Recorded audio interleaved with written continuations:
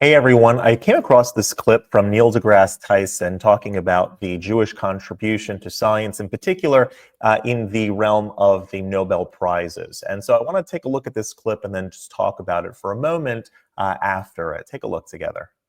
Of that universe. And that absence of Muslim presence in the frontier of science persists to this day.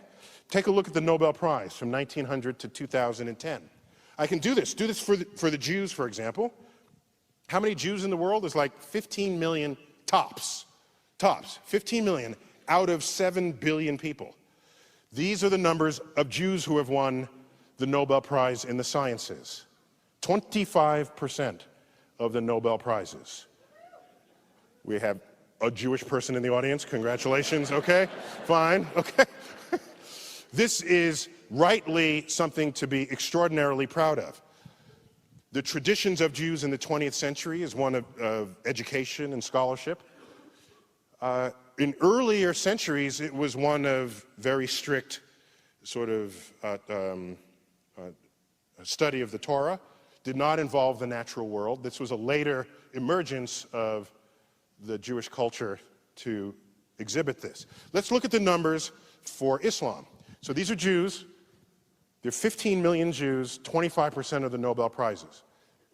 There's 1.3 billion Muslims in the world. These are the numbers. 2.5. Okay, I'll give you 3 if you really want to include economics as a full number there, okay?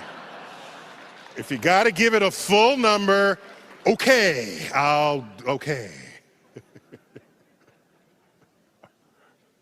Now, for me, by the way, you can analyze this in any number of ways.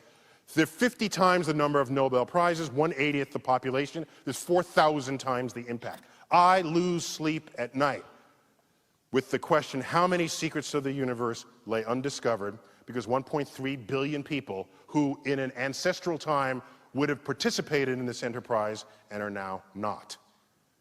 That's what I think of as a scientist. Whole populations. By the way, there are other populations that never contributed. I'm not going to them and blaming them. I'm talking about a population that already did contribute. It's in the cultural heritage already. All we're asking is to resurrect it. It has not happened.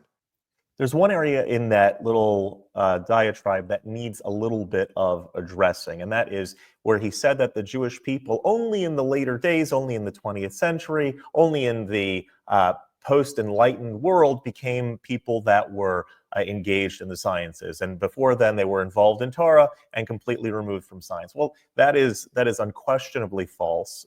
Some of the greatest sages in our tradition were engaged professionally even in the sciences. So the Rambam and the Ramban both were physicians. Those are in medieval times some of the greatest medieval scholars and sages of our tradition. You had the Sepharno, who was an architect. You have there are several Rishonim. There are several medieval sages.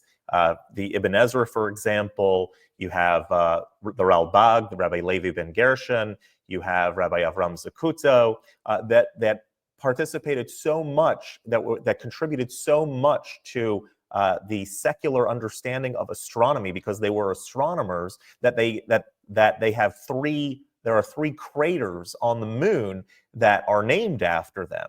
So in the later days also, the Vilna Gaon, the Rabbi Eliyahu, the Gaon of Vilna, said that if a person is lacking in scientific understanding, they're lacking in their understanding of the Torah.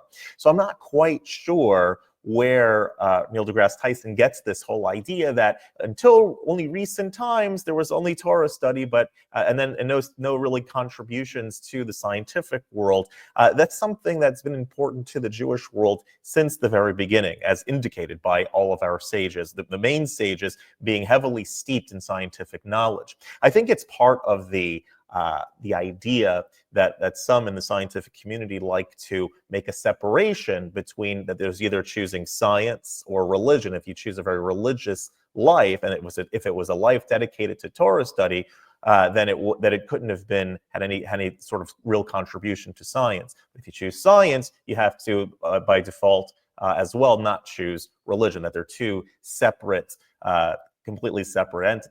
Religion and science may be two completely different ways of thought, of looking, of investigation of the world around, but still the way in which we examine something can certainly overlap. You don't have to choose either science or religion.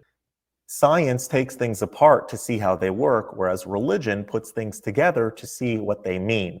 So it's just one area that I felt it necessary to bring a little critique to Neil deGrasse Tyson's assessment of the Jews as the Nobel Prize winners. If you enjoy this content, by the way, I invite you to hit that subscribe button over there in the corner, and I would love to stay in touch with everybody. Have a great day.